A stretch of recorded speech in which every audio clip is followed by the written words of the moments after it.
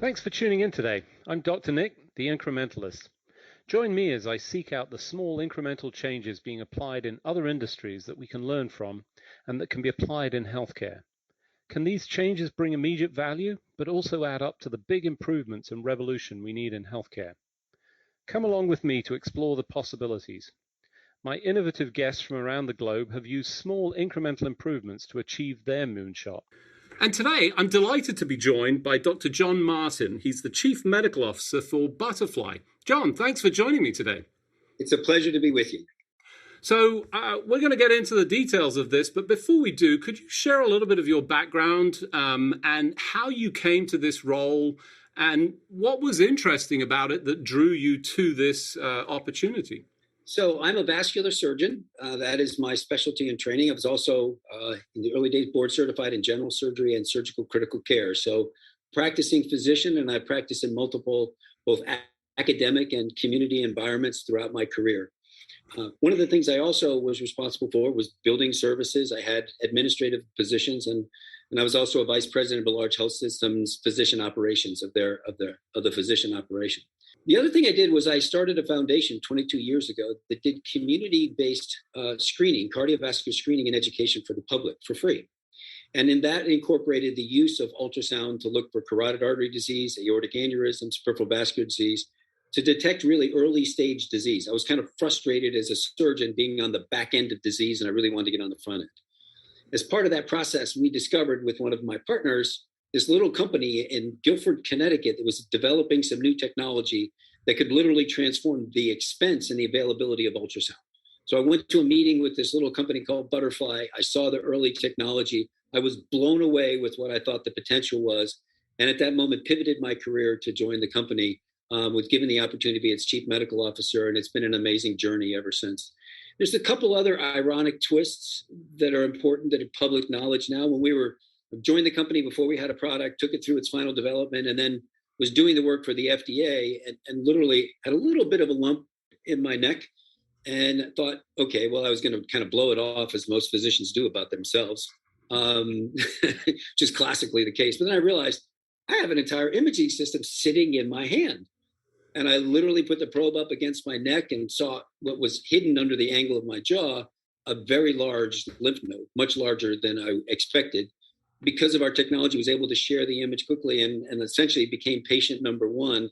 It was a metastatic cancer. And it was kind of a sentinel moment for me that validated the decision that I'd made, the opportunity that was here, and transformed, obviously, my care immediately. But was a great, I've now become a living example, if you will, of the technology. Much like we used to see those commercials with Hair Club for Men. You know, I'm not only the president, I'm a participant. Well, I became one of those, which is kind of adds to the passion that I feel about this. So, first of all, thanks for sharing that story. Obviously, sorry to hear that, but it sounds like things have, as a result of potentially the early intervention, successful, positive outcome, which, is great news. But before we dive into where we are, for the benefit of the listeners, I think most people conceptually understand ultrasound. We see images on the media, there's essentially an external probe. It uses a waveform technology, reflection back, and produces an image. And we've been doing that for a while. But what changed and what was significant about this? Because at the point that you joined, we weren't able to do this in the form that you're currently doing it. Yeah, all other ultrasound systems, and it's an incredibly powerful tool to be able to look inside the body and get information is important. The problem was up to date, it remained a limited resource. Hospitals had a few of them. 2/3 of the world has no access to medical imaging. So the expense and the complexity limited that. What Butterfly did, the brilliant scientists that are here that put ultrasound on a silicon chip, basically digitizing ultrasound, if you will. And anytime we've done in the history, putting stuff on a silicon chip, it's transformed the industry. And I give people the analogy, just think of cameras. We've had cameras forever. And people use cameras and we bought them, use them every day. But when it got digitized into that chip and got on our telephone, everybody became a photographer. And it changed the way in which photography was done. If you can think about this now, if you put the power of imaging in the hands of every clinician now, it transforms the way you can use that information to practice medicine. And so by putting this on a silicon chip, we've now been able, so instead of multiple probes, you can have one. It covers multiple frequencies. It's a full 2D array, so it enables possible 3D imaging. The power of ultrasound becomes simple and practical and possible for an individual practicing clinician. And that's really what Butterfly's done, which, if you will, shattered that ceiling of it being only restricted to a limited resource, to a selected number of people that had the expertise to use it. That was the first step. The second step was understanding the importance of the user interface and software to integrate that whole process. So it had to be really easy to use. If you look at a standard ultrasound system, it's pretty intimidating. It's like the cockpit of an airplane. Well, Butterfly actually took a really consumer-based approach. And essentially the way the user face is set up, if you can use your phone, you can use a Butterfly. It's really simple. And we've also then integrated it into the electronic medical record, so that process of data flowing into the system and being recorded becomes easy as well. So that combination of hardware and software are critical. And I'll add one third step. And that third step is unleashing the full power of artificial intelligence and incorporating into that process. Because capturing an image of ultrasound is not necessarily the easiest thing in the world. How do we make that easier so people can have that path to competency be accelerated? You know, and you bring up some really important points there, and it just reminds me, going back in my career, I remember just stepping into the ultrasound suite and the challenge of just looking at the images, let alone acquiring them. That was a whole specialist skill, and one that was not an easy pathway to learn. It was, you know, relatively challenging. The imaging was not terribly good. I wasn't ever really sure if I could see as much, although clearly at this point we've improved. And it sounds like this is now at the point of really the individual that is able to do this. So when I was training, you're right, we had very little access. But what you're essentially moving towards is a position where this is widely available. This is almost the same as the stethoscope in the pocket of the physician. Yeah, I think that's the ultimate goal. If you think about this, and many have heard me say this, we practice medicine by doing a history and a physical, and then we pause. And whether you're in the emergency room, a doctor's office, it doesn't matter where, and we practice that way forever. That pause is that space. Do I know exactly what's wrong with you? Do I need additional tests? Is it a blood test? Is it an x-ray test? Is it an ultrasound? But that pause was a critical part, and that introduced delay, waiting, inefficiency. Listen, we all know the experience of being in an emergency room and waiting to get a test, or going to see your doctor and saying, well, I'm going to send you off to get this. We'll schedule that, and then you'll come back in your office. It's dreadful for everyone. What Butterfly made possible was history, physical, image. And then I got a more definitive answer to the question. The power of that information to make better decisions, faster decisions, more accurate decisions, more cost-effective decisions changes that way. But the challenge is, how do we make everybody good at ultrasound? That's the question that you ask. And some of it is we think of, well, we trained a technologist. They went to school for 3 years to be good at this. And the way I answer that question is twofold. First of which, I trained a technologist to be great at every aspect of their skill. So they know to be really good at ultrasound all the way to the most complex, to the most simple. They have to get perfect images every time, and they have to be answered all questions. As opposed to, what if I just teach you, and let's use lung, for example, how to get a lung image, just that single skill. Well, that actually is a pretty easy image to capture. And when you're looking at congestion, it's a pretty easy one to interpret. So I break down that education into bite-sized pieces. Don't eat the whole steak with one bite. Nibble it at a time. Then it becomes consumable. Then I can do it. And then if I pick the right applications, I'm doing it over and over and over again, I begin to get more and more confidence in what we're doing. And we also have to pick the right questions to ask. I don't want to ask, what are all the things inside the abdomen? I want to know, are there gallstones or not? Is there an aneurysm or not? And then I don't have unrealistic expectations of my expertise, nor unrealistic expectations of the technology. Because these handheld devices, they're great, but they don't answer every question. And so I reserve the complex tests for those. So I think it's understanding how we learn and use it today really tackles that concept of easy. So let's go back to your analogy of the digital photography. And, I'm trying to recall how long it took, but we introduced these cameras. I think I know the iPhone wasn't the first, or maybe it was, but it didn't sort of rapidly take off. But at this point, it's an integral part. And I know there's a large number of professional photographers who are saying we have diminished the capacity of people by reducing the quality of photography. But is that true in medicine as well? Are we dumbing down the clinicians so that they stop doing the other things, and this becomes a skill set that replaces other things that are as important, do you think? Well, I think the interesting part of this is that we've been having this debate since the invention of the CT scan, for instance. It's, you don't need a physical exam, you just get a CT. And I had the pleasure, for instance, at being in the fourth year of my residency, being sent to Australia. And that was kind of the old English system where physical examination was a dominant skill. And when I looked at and compared my training in the United States and my training in Australia, there was a difference. Their physical examination skills were better. And my old school professors with a stethoscope are better than I am. I know they are. I think the importance is understanding how do we combine those two skills to leverage the power of the new and not over diminish the power of the other. And I think the way it is to understand that a good physical examination guides you to what image do I want to get? What question do I want to ask?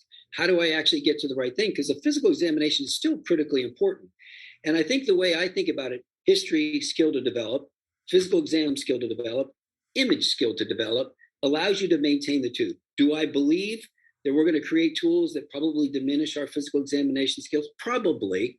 But at the end of the day, maybe this gain offsets a little bit of this loss. So the collective together, they're better.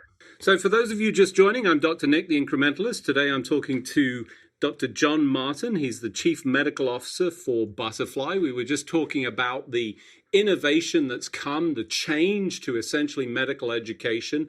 I love your sort of analogy around imaging and the digital imaging. And in fact, if you look back, we started out and a lot of it was pretty poor, but look at what people have managed to do with that newfound image capability. It becomes integral. I mean, we take pictures of everything. Not all of them are great, but the reality is it's sort of changed our way of approaching the world in general. I mean, I now take pictures of things to remind me. It gives me additional information.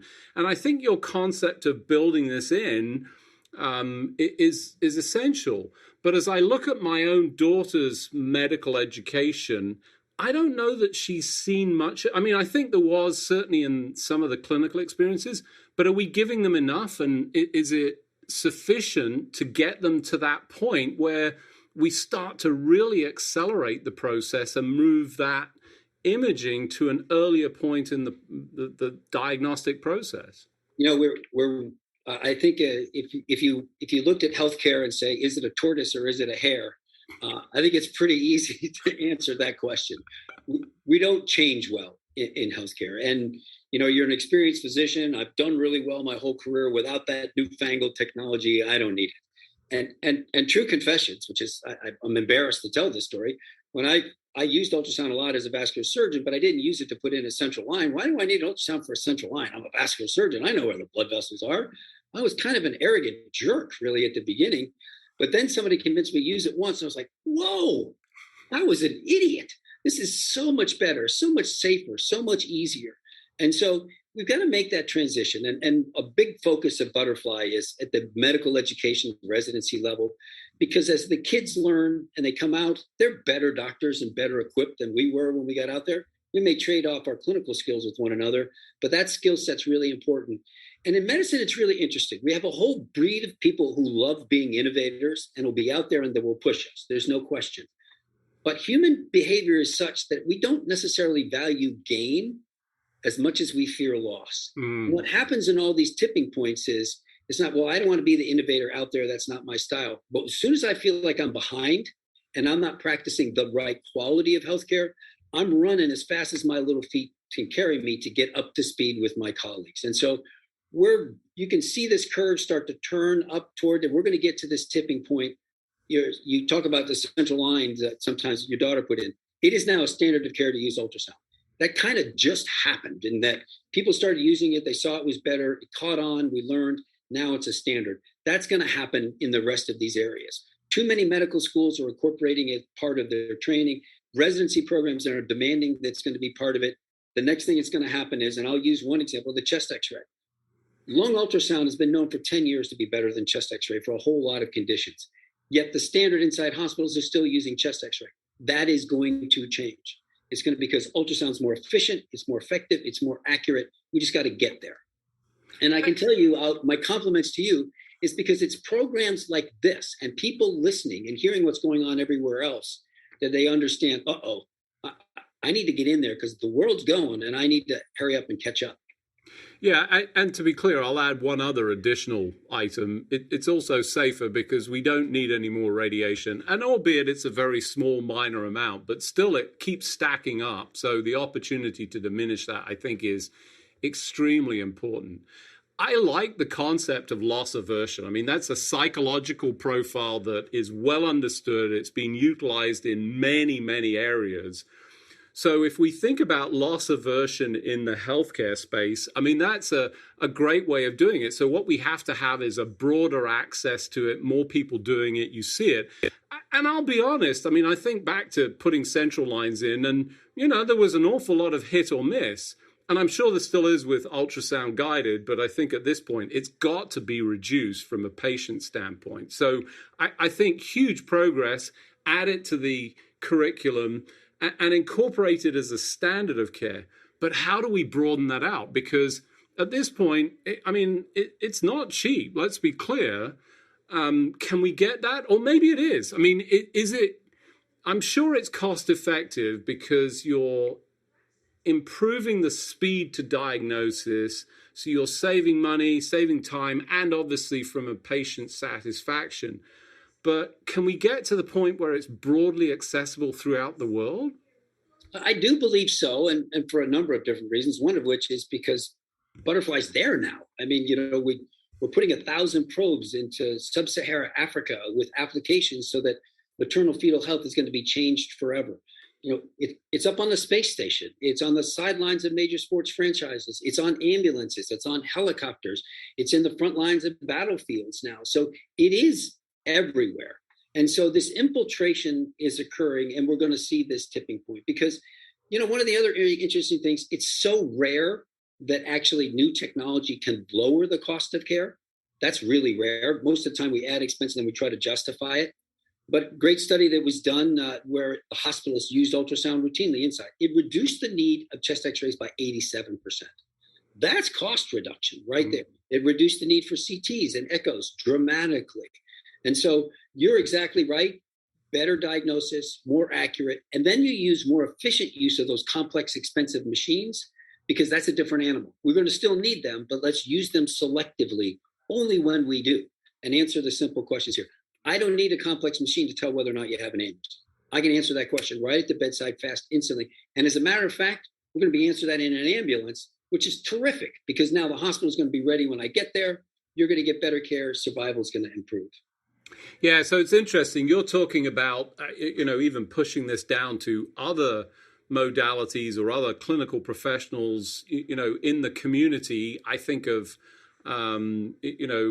we have AED devices that have been pushed out with automation. I don't know that goes to this point, but I've seen, the reduction in cost. And I think of, scoping.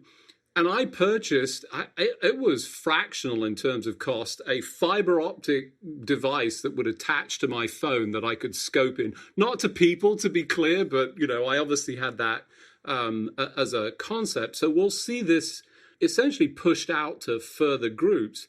Where do you see this is going? You've obviously, this has been a long journey, but you must be excited about the potential for the future. Oh, I could be. Listen, you brought up defibrillator is a great example. Listen, this is a device that delivers an electric charge that if it lands on the wrong part of the cycle, it kills you. It doesn't save you, it kills you. Yet, and when we first started, you had to have advanced training, only in the hospital, by experts would use it. Now it's in every gym, hospital, church, it's everywhere. Because we can drive with new technology, simplicity and accuracy and safety. That same pathway is happening with this. And so we've started clinical trials with patients scanning themselves for the management of their diseases in the home. And so that's coming. Yes, you're going to see a day where, for selected conditions, I pull out my butterfly, I'm going to scan myself, I'm going to manage my heart failure at home. And I'm going to reduce the amount of times I got to go to the emergency room, go to the hospital, and be admitted. I think that is a reality. And there are a number of key conditions that are there. Wow, that's really exciting. So you've essentially starting a principle of putting this into patients' hands, which for me feels like a very complex piece of technology. To enable that, how can you? I mean, what's the process to go about this? I can't imagine a patient. I mean, I struggle with it. So having a patient go through that, what are you doing to enable that that allows for this to be a productive experience? Well, I think it boils down, first of all, pick the right applications where it actually makes sense and where you have kind of a safety margin of, is this something that's actually practical to do? The second thing is, does it actually do something to really help and make a big difference? So is it worth the effort to do it? And can it really impact care in a meaningful way?